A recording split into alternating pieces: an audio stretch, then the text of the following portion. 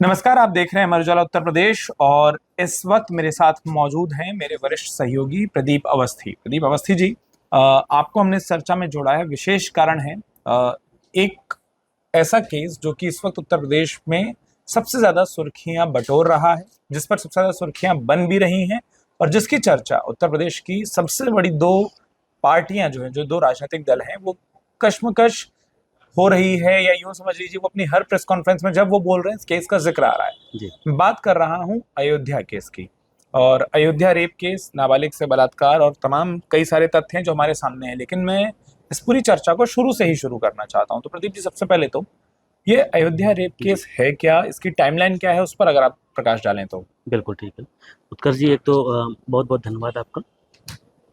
दूसरा, अयोध्या मामले में चर्चा करते हैं तो शुरुआत से मैं आपको बताता हूँ। ये मामला 28 तारीख की रात में सामने आया, जब लड़की के पेट में दर्द हुआ। उसने दर्द की शिकायत की और माँ अस्पताल पहुँची और उसकी जांच हुई तो पता चला कि वो गर्भवती है। फिर माँ ने जब खोजबीन करी तो ये बात सामने आई कि कैसे क्या हुआ। तो लड़की ने पूरा प्रकरण बताया कि ये 3 साढ़े 3 महीने पहले की घटना है। राजू नाम का शख्स, उसको, लड़की खेतों में काम करती थी, उसको अपनी बेकरी में ले गया और बेकरी में काम करवाने की बात कही और वो लड़की वहाँ काम करने लगी। जी। इसी दौरान उसके साथ में घटना हुई और ये दुष्कर्म की घटना उसके साथ कई बार हुई। अब ये जांच का विषय है। आरोप लग रहे हैं मोहित खान, सपा नेता पर और राजू पर। तो ये प्रकरण है। तो 28 जो आपने कहा वो 28 जुलाई, जी। 28 जुलाई को ये घटना प्रकाश में आई, जहां उस लड़की को जो तकलीफ हुई उसके बाद उसने बताया। जैसा आपने कहा आरोप लग रहे हैं, और मैं वही पूछना चाह रहा था। जी। दूसरा सवाल मेरा यही है कि समाजवादी पार्टी के नेता मोहित खान का जैसे ही नाम आता है, ये मामला एकदम अलग हो जाता है। जी। ऐसा नहीं कि उत्तर प्रदेश में क्राइम अगेंस्ट वुमेन का ये अकेला मामला हो, जी। या किसी औरत के साथ या किसी नाबालिग के साथ कोई किसी भी तरीके के अत्याचार का ये अकेला मामला हो। लेकिन क्यों ऐसा हो रहा है कि अयोध्या का ये मामला विधानसभा के पटल पर भी गूंजता है, विधानसभा के बाहर भी गूंजता है, लोकसभा परिसर में भी इससे जुड़े सवाल जवाब होते हैं और तमाम सांसद इस पर खूब मुखर होकर बात कर रहे हैं। जी। उसकी दो वजह हैं। एक तो अयोध्या वर्षों से एक ऐसी जगह बना रहा है कि वहाँ कुछ भी होता है वो देश में चर्चा में आता ही है।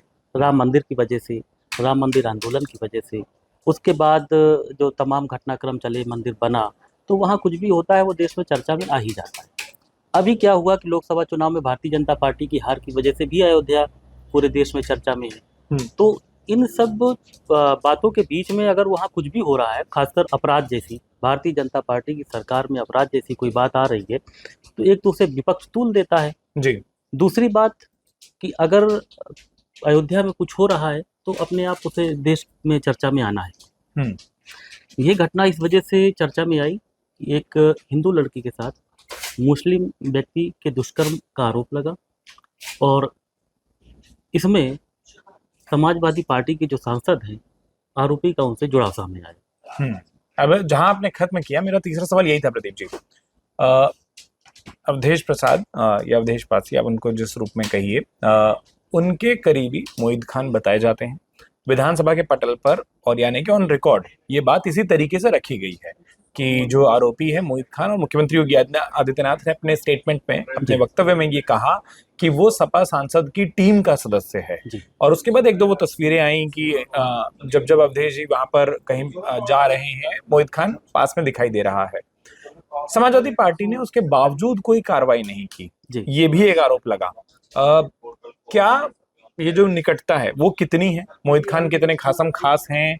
मोहित खान के बैकग्राउंड के बारे में थोड़ा सा अगर आप बताएं तो एक समझ आएगा कि मतलब वो आरोपी कितना बड़ा है। 3 साढ़े 3 महीने ये केस क्यों दोबारा, शायद इसका भी जवाब आपके मोहित खान के वर्चस्व या मोहित खान की प्रोफाइल के बारे में जब आप बताएंगे तो मुझे, मेरे ख्याल से हमारे दर्शकों को मिल जाएगा। ठीक बात है। इसमें भी दो बातें हैं।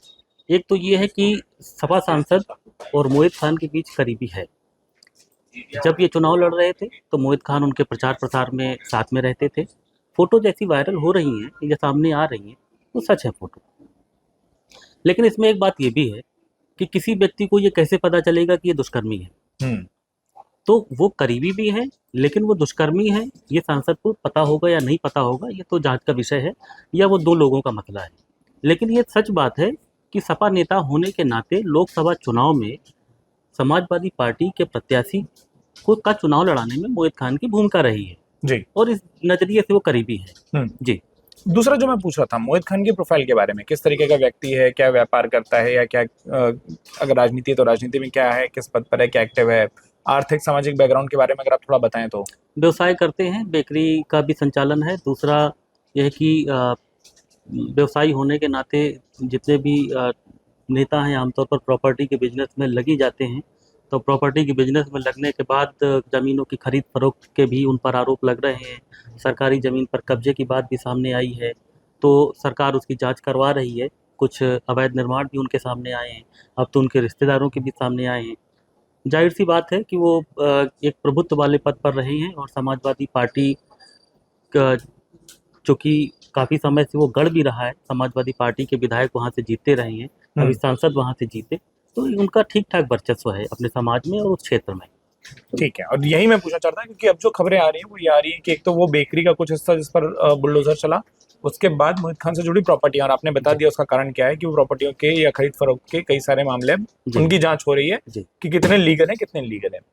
बतौर पत्रकार एक चीज जो मैं जानना चाहता हूँ वो ये प्रदीप जी की, क्यों ये मामला दोनों ही पार्टियों के लिए नाक का सवाल बन गया। भारतीय जनता पार्टी लगातार इस प्रकरण पर जिस तरीके से वार कर रही है, सरकार का डेलीगेशन जाता है, हर कोई जाता है, न्याय दिलाना सरकार का काम है, लेकिन एक केस जो समाजवादी पार्टी के लोग बोल रहे हैं कि एक ही केस पर सारा फोकस, इसके उलट समाजवादी पार्टी ने भी, अगर मोहित खान प्राथमिक दृष्टि से आरोपी पाए गए, वो तस्वीरें हैं, तो क्यों वो पार्टी से उनकी सदस्यता को नहीं खत्म किया या नहीं हटाया, या वो क्यों एक ऐसा स्टैंड ले रहे हैं जिसको वो बोल रहे हैं कि नहीं वो डीएनए से लेकर तमाम चीजें, हालांकि वो बोल रहे हैं हम कानून सम्मत स्टैंड ले रहे हैं। दोनों पार्टियों के लिए प्रतिष्ठा का प्रश्न क्यों बन रहा जी। है? उत्कर्ष जी, प्रतिष्ठा का प्रश्न इस वजह से है कि भारतीय जनता पार्टी को ये लगता है कि अयोध्या में राम मंदिर निर्माण के बाद उन्होंने जो किया है वो वहाँ पूरे देश को उन्होंने जोड़ा है उससे, और वो अयोध्या के जरिए जोड़ा है।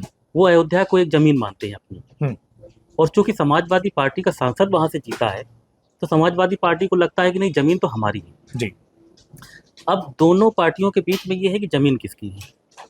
उसमें जिसने जनता ने एक पार्टी को समर्थन दिया, उसका सांसद बनवाया, जमीन उसकी है, या सरकार ने लंबे समय तक पार्टी के जरिए वहाँ पर संघर्ष किया और वहाँ पर भव्य राम मंदिर बनवाया, अयोध्या वासियों के लिए विकास के रास्ते खोले, रोजगार के रास्ते खोले, बहुत कुछ किया जी। तो जब कोई किसी समाज के लिए, किसी शहर के लिए इतना करता है तो उसे अपनी ज़मीन मानता है। ज़मीन तो वो दोनों की है। अब ये है कि समय समय पर कौन ये साबित कर पाता है कि ज़मीन मेरी है, इसी वर्चस्व की लड़ाई है। एक चीज और पूछता हूँ, मिल्कीपुर विधानसभा में उपचुनाव होना है जी। अवधेश पासी उसी विधानसभा के विधायक थे, फिर वो सांसदीय चुनाव लड़े और वहां पर जीत हासिल होने के बाद अब वो विधानसभा खाली है। क्या ये पूरा मामला, समाजवादी पार्टी के कई नेता इस ओर इशारा कर रहे हैं कि इसलिए इतना उछल रहा है क्योंकि उसका मिल्कीपुर विधानसभा उपचुनावों में कोई राजनीतिक फायदा मिल सके? अगर ऐसा है तो पहले तो ऐसा है कि नहीं, और दूसरा अगर ऐसा है आपको लगता है तो ये बताइए कि क्या मिल्कीपुर विधानसभा में इस मामले का कोई फर्क पड़ेगा? मतलब ये प्रकरण क्या उस विधानसभा में आता है, नहीं आता है? एक होता है कि वो कैलकुलेशन होती है, जाती है, और सामाजिक जो ताना बाना है वो कितना है, और जैसा आपने शुरू में ही बता दिया था कि किस व्यक्ति, आरोपी किस समुदाय से है या पीड़िता किस समुदाय से है, तो क्या उसका कोई फर्क पड़ता आपको दिखाई दे रहा है? बिल्कुल। एक तो पहली बात ये कि नाक ये अयोध्या और मिल्कीपुर का उपचुनाव जो है दोनों पार्टियों के लिए नाक का सवाल बन गया है। ये ऐसे ही जान लें कि वहाँ पर मुख्यमंत्री ने खुद अपने आप को झोंक दिया है, और अखिलेश यादव ने भी सारे काम काज छोड़ के सारा उनका फोकस अयोध्या पर ही है। जिस तरीके से वो अपने सांसद को प्रमुखता दे रहे हैं अपनी बैठकों में, लोकसभा में, जाहिर सी बात है कि वो इस चुनाव में भी भारतीय जनता पार्टी को मात देने में कोई कसर छोड़ने वाले नहीं हैं। और भाजपा भी चाह रही है कि इस बार तो हमें नाक बचानी ही है, नहीं तो इस बार क्या हम मुँह दिखाएंगे कि मंदिर बनवाने के बाद हमने सांसदी गंवा दी और सांसदी के बाद हमने विधायकी भी गंवा दी, यानी हम कोई भी ज़मीन ना तैयार कर पाए। तो जाहिर सी बात है नाक का सवाल तो है। अब क्या है कि तैयारी क्या है और फ़र्क क्या पड़ेगा चुनाव में? नहीं, इस प्रकरण का फर्क, इस प्रकरण का फ़र्क क्या पड़ेगा चुनाव में? मिल्कीपुर में चुनाव होंगे, लेकिन जो पीड़ित वर्ग है वो बीकापुर विधानसभा क्षेत्र का है। बीकापुर विधानसभा क्षेत्र का ये निषाद वर्ग है। अब ये देखना होगा कि मिल्कीपुर में निषादों की संख्या कितनी है। वो जो जातीय सहानुभूति होती है कि हमारे वर्ग की, हमारे समाज की बच्ची के साथ ऐसी घटना फलाने वर्ग या समुदाय के व्यक्ति ने करी, तो जो तात्कालिक रोष होता है वो मिल्कीपुर में कितना कारगर साबित होगा, ये थोड़ा समझने की बात है।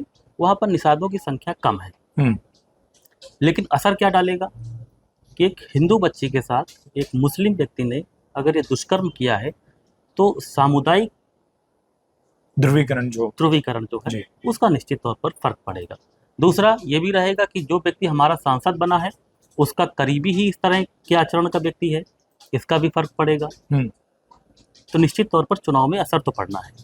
आपने इशारा कर दिया, मैं जो आखिरी सवाल पूछना चाहता हूँ वो यही कि क्या इस घटना के बाद हम ये मान सकते हैं कि मिल्कीपुर का जो उपचुनाव होगा, एक उसके प्रचार के मुख्य बिंदु अयोध्या का विकास लोकसभा में भी उठा था, पर उसके क्या परिणाम मिले नहीं मिले वो हमने देखा। एक ये प्रकरण, दूसरा इस प्रकरण में जो संलिप्तता है, जो आपने आखिरी लाइन कही कि सांसद की टीम का सदस्य, तो एक अवधेश पासी पर अटैक करने का जरिया, और दूसरा उस विधानसभा उपचुनावों के दौरान लॉ एंड ऑर्डर का विषय कि देखिए आपने जिनको सत्ता दी, जो एक इमेज बनाई जाती है, वो इस तरीके की कार्रवाई करते हैं। क्या आपको लगता है कि इस पर ये चुनाव होता दिखाई दे रहा है? बिल्कुल ठीक बात है। दूसरा ये है कि मोहित खान जिस तरीके से अवधेश प्रसाद के साथ लोकसभा चुनाव में लगे थे, अब वो मोहित खान अपनी टीम के साथ, अगर अवधेश प्रसाद के बेटे को मिल्कीपुर से टिकट मिलता है तो वो उतनी शिद्दत से नहीं लग पाएंगे, क्योंकि वो अब जेल में रहेंगे। तो एक तो अवधेश प्रसाद यहाँ से कमज़ोर हुए, दूसरी बात अवधेश प्रसाद इस बात से कमज़ोर हुए कि जो व्यक्ति सांसद है वो ऐसे व्यक्ति को साथ लेकर चल रहा है, उनकी टीम में एक ऐसा व्यक्ति भी है, इससे कमज़ोर हुए। दूसरा, समाजवादी पार्टी की ओर से ऐसा कोई संदेश नहीं दिया गया कि वो अपने पार्टी के नेता पर कार्रवाई कर रहे हैं या आगे भविष्य में करेंगे। समाजवादी पार्टी इस गेम में है कि मुस्लिम आरोपी जो है मुस्लिम है, अगर हम चुनाव तक उस पर कार्रवाई नहीं करते हैं तो मुस्लिम वर्ग एकजुट होगा। तो मतलब दोनों ही पार्टियां एक लॉ एंड ऑर्डर के विषय को या एक अपराध जो हुआ है से ज्यादा कहीं ना कहीं प्रयास ये भी दिखता है कि उसके जो सियासी फायदे हैं वो भी साथ में ले लिए जाएं। चलिए, अयोध्या के प्रकरण को और उसकी तमाम बारीकियों को प्रदीप जी बहुत विस्तार से आपने बताया, और जैसा मैंने शुरू में भी कहा कि अयोध्या में लंबा वक्त बिताया, और उस वक्त बिताया जब वो पूरा राम मंदिर और उसमें प्रभु श्री राम की प्राण प्रतिष्ठा होनी थी, तो वो अनुभव हमारे आगे भी काम आएगा, और खासतौर पर जब उपचुनाव पास आएंगे या कोई भी ऐसे बड़े प्रकरण होते हैं, समय समय पर अमर उजाला उत्तर प्रदेश पर आपके ऐसे इनसाइट्स मिलते रहेंगे। अपना वक्त दिया आपका बहुत बहुत शुक्रिया। और हमारे तमाम दर्शक इस विषय पर या इससे जुड़े किसी अन्य विषय पर भी अगर कोई अपना ऐसा विषय है जिस पर आप जानकारी चाहते हैं या इस विषय पर आप कोई सवाल हैं, तो कमेंट बॉक्स पर लिखकर अपना वो सवाल, अपनी वो राय जरूर जाहिर करें, और साथ में अमर उजाला उत्तर प्रदेश को सब्सक्राइब करना बिल्कुल ना भूलें। अगर आप ये वीडियो YouTube पर देख रहे हैं तो हमारे चैनल को सब्सक्राइब करें और बेल आइकन को दबाना ना भूलें। अगर आप Facebook पर ये वीडियो देख रहे हैं तो हमारे पेज को लाइक करें।